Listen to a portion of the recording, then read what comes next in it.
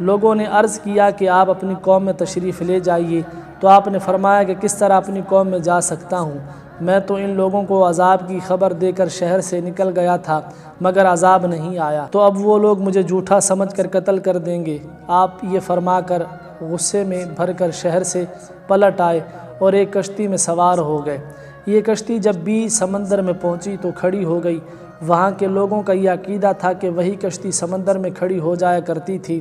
جس کشتی میں کوئی بھاگا ہوا غلام سوار ہو جاتا ہے۔ چنانچہ کشتی والوں نے قرعہ نکالا تو حضرت یونس علیہ السلام کے نام کا قرعہ نکلا،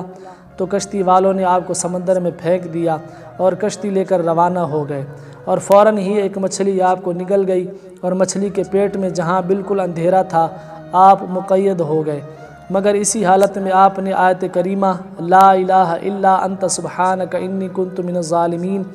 کا وظیفہ پڑھنا شروع کر دیا، تو اس کی برکت سے اللہ تعالی نے آپ کو اس اندھیری کوٹھڑی سے نجات دی اور مچھلی نے کنارے پر آ کر آپ کو اگل دیا۔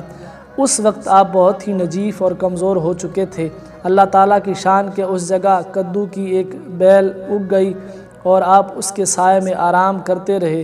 پھر جب آپ میں کچھ توانائی آ گئی تو آپ اپنی قوم میں تشریف لائے، اور سب لوگ انتہائی محبت اور احترام کے ساتھ پیش آ کر آپ پر ایمان لے آئے۔ معزز سامعین، حضرت یونس علیہ السلام کے اس دردناک واقعے کا ذکر اللہ تعالیٰ نے قرآن مجید فرقان حمید کے پارہ نمبر 23 سورہ الصافات کی آیت نمبر 139 تا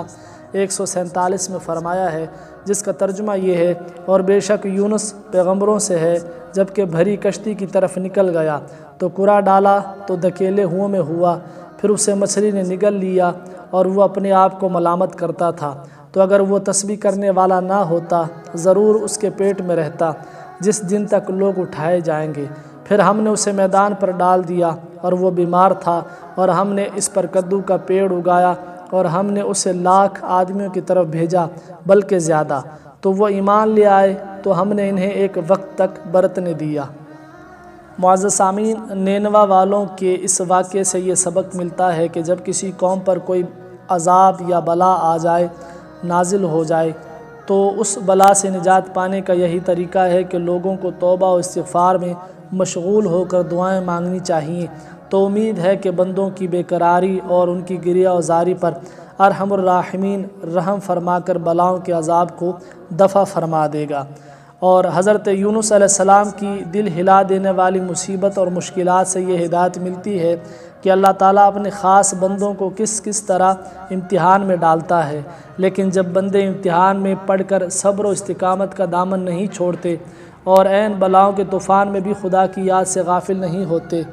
تو ارحم الراحمین اپنے بندوں کی نجات کا غیب سے ایسا انتظام فرما دیتا ہے کہ کوئی اس کو سوچ بھی نہیں سکتا۔ جیسا کہ آپ نے سنا کہ حضرت یونس علیہ السلام کو جب کشتی والوں نے سمندر میں پھینک دیا تو ان کی زندگی اور سلامتی کا کون سا ذریعہ باقی رہ گیا تھا؟ پھر انہیں مچھلی نے نگل لیا تو اب بھلا ان کی حیات کا کون سا سہارا رہ گیا تھا؟ مگر اسی حالت میں آپ نے جب آیت کریمہ کا وظیفہ پڑھا تو اللہ تعالیٰ نے انہیں مچھلی کے پیٹ میں بھی زندہ اور سلامت رکھا، اور مچھلی کے پیٹ سے انہیں ایک میدان میں پہنچا دیا، اور پھر انہیں تندرستی اور سلامتی کے ساتھ ان کی قوم اور وطن میں پہنچا دیا، اور ان کی تبلیغ کی بدولت 1,00,000 سے زائد آدمیوں کو ہدایت مل گئی۔ اللہ تعالیٰ ہم سب کو قرآن پڑھنے، سمجھنے اور اس پر عمل کرنے کی توفیق عطا فرمائے، آمین۔